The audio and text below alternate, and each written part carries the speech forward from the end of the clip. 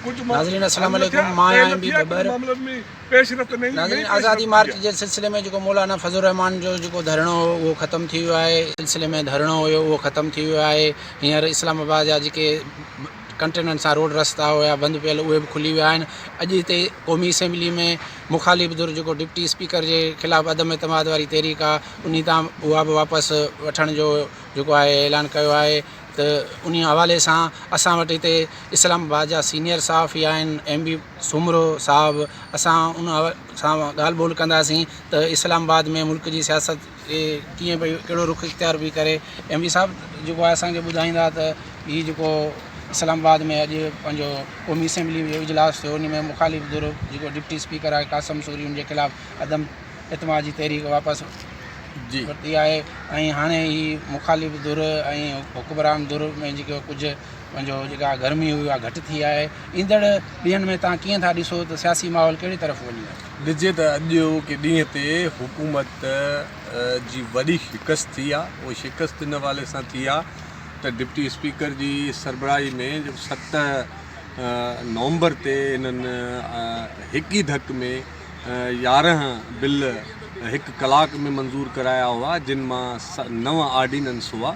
त उहे ऑर्डिनेंस इन अंदाज़ सां जंहिंमें पार्लियामेंट जी जेको कानून साज़ी जो तरीक़ेकार आहे उनखे वायलेट कयो वियो हो ऐं असेंबली जे मेंबरनि जो जेको बिल ते बहस करण जो हक़ु हुयो उहो सल्ब थियो हुयो। ऐं उनखां सवाइ जेके कमेटियुनि जा जो जेको कानूनी हक़ु हुयो उहो बि ख़तमु कयो वियो हो। त उहे जेके हुकूमत हिकु ई ॾींहं में हिकु कलाक जे अंदरि 9 ऑर्डिनेंस मंज़ूर कराया हुआ। अॼु अपोज़िशन जे मुतालबे ते हुकूमत उहे ऑर्डिनेंस वापसि वठण जो ऐलान कयो आहे।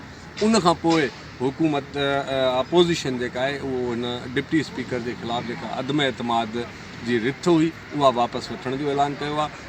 अपोज़िशन डिप्टी स्पीकर जे ख़िलाफ़ु रिथ ई इन करे पेश कई हुई त इन तरीक़े सां लेजिस्लेशन कराई हुई जेका पार्लियामानी तारीख़ जो हिकिड़ो कारोबाब रक़म करे पई। त अपोज़िशन जो मुतालबो मंज़ूर थियण खां पोइ अॼु हुकूमत पंहिंजो ऑर्डिनेंस वापसि वठण जो ऐलान कयो आहे ऐं ज़ाहिरियात इहे रिजेक्ट थींदा। उनखां पोइ उहे कमेटियुनि खे बि ईंदा ऐं पोइ वरी जेको तरीक़ेकार आहे कानून साज़ी जो इहो। पर इन सॼे मामले मां इहो महसूसु थिए थो त हुकूमत जी गिरफ़्त जेका आहे उहा कमज़ोर थी आहे। ऐं अगरि हुकूमत खे इहो यकीन हुजे हा त डिप्टी स्पीकर जे ख़िलाफ़ु अदम एतमाद जी तहरीक नाकाम थी वेंदी त हुकूमत ईअं गोॾा न खोड़े हा। ऐं हुकूमत जो गोॾा खोड़ण जो अमल जेको आहे इहो घणियुनि शयुनि जी जा इशारा ॾिए थो ऐं ईंदड़ मुस्तक़बिल ईंदड़ ॾींहंनि जे बि सियासी मंज़रकशी करे थो। त ईअं मौलाना फज़लुर रहमान जो जेके आम माण्हू जीअं सम्झी रहिया आहिनि त मौलाना फज़लुर रहमान आज़ादी मार्च ओचितो ख़तमु करे ईअं ई हलियो वियो आहे। पर हितां जा जेके बाख़बर ज़रिया आहिनि उहे चवनि पिया त मौलाना फज़लुर रहमान के ॻाल्हि ॿोल जे ज़रिए में वियो आहे ऐं मौलाना फज़लुर रहमान हिते जेको आज़ादी मार्च जो धरणो हुयो उहो ख़तमु हिकिड़ी ॻाल्हि ॿोल जे ज़रिए कयो आहे त ईंदड़ कंहिं शइ ते पस मंज़र में अपोज़िशन सां बि ॻाल्हियूं हलनि थियूं पियूं ऐं हुकूमत जी इक़्तिदारी अख़्तियारनि मां गिरफ़्त कमज़ोर थी रही आहे। ऐं ईंदड़ वक़्त में सियासी मंज़र में घणियूं शयूं वाज़े थी सघनि थियूं। इहे जेके चौधरी बिरादरान सरगर्म थी विया आहिनि मर्कज़ में सियासत में जेको आहे हुकूमत जी साम्हूं ॻाल्हियूं कंदा मुखालिफ़ इन जा जेके कहिड़ा असर थींदा इन जे पोयां छा आहे? मूंखे जेको लॻे थो त चौधरी भाइरनि जो सरगर्म थियणु ओचितो ऐं नेशनल लेवल ते किरदारु अदा करणु ऐं मार्च खे ख़तमु कराइण में किरदारु अदा करण जे पोयां पंजाब जी सूबे जी सियासत आहे। ऐं पंजाब सूबे जी सियासत में छो त PTI जी हुकूमत जेको पंजाब में डिलीवर करे सघे पई उहो न करे सघी आहे। इन करे जेके कुझु धुरियूं हिन पंजाब जे वॾे वज़ीर उस्मान बुज़दार मां नाख़ुशि आहिनि ऐं हाणे इहो लॻे थो त उनखे हटाइण जो रस्तो हमवार थिए पियो ऐं घणो इम्कान इहो आहे त परवेज़ इलाही स्पीकर पंजाब असेंबली खां CM पंजाब थी सघे थो। छो त इन हवाले सां जेके मुख़्तलिफ़ हल्कनि में दलील ॿुधण में जेके अची रहिया आहिनि त जेको परवेज़ मुशर्रफ जे दौर में परवेज़ इलाही पंजाब जो वॾो वज़ीर तौरु कमु कयो हुयो त उन जी कारकर्दगी एॾी ख़राबु न हुई। इन करे जेको नून लीग जो जे दौर में अक्सर तौर ते शहबाज़ शरीफ़ पंजाब जो वॾो वज़ीर रहंदो आहे त उन खे बीट करण जे लाइ या उन वांगुरु कारकर्दगी ॾियण जे लाइ त उन जे लाइ बर्दिस्तो माण्हू खपे। त इन करे इहे शयूं इहे चयो पियो वञे सियासी हल्कनि में इहे बहस हली रहिया आहिनि त पंजाब हुकूमत में तब्दीली जा इम्कान घणा वाज़े थी रहिया आहिनि। ख़ासि तौर ते चौधरी भाइरनि जो ऐं मौलाना फज़लुर रहमान जे आज़ादी मार्च में मुसलसिल सरगर्म थियणु ऐं आज़ादी मार्च जे ख़तमु थियण खां पोइ बि काल्ह बि चौधरी परवेज़ इलाही ऐं चौधरी शुजात मौलाना फज़लुर रहमान सां मुलाक़ात कई। इहो पंहिंजो हिकिड़ो अफ़वाह हलनि पिया त नून लीग ऐं पीपल्स पार्टी मौलाना जो जेको आहे माना साथ छॾे वई, उन खां पोइ मौलाना इहो धरणो ख़तमु कयो आहे। छा इहे ॻाल्हियूं दुरुस्त आहिनि या मौलाना खे कीअं जेको आहे को पंहिंजो मुस्तक़बिल जे लाइ का गारंटी ॾेई उनखे उथारियो?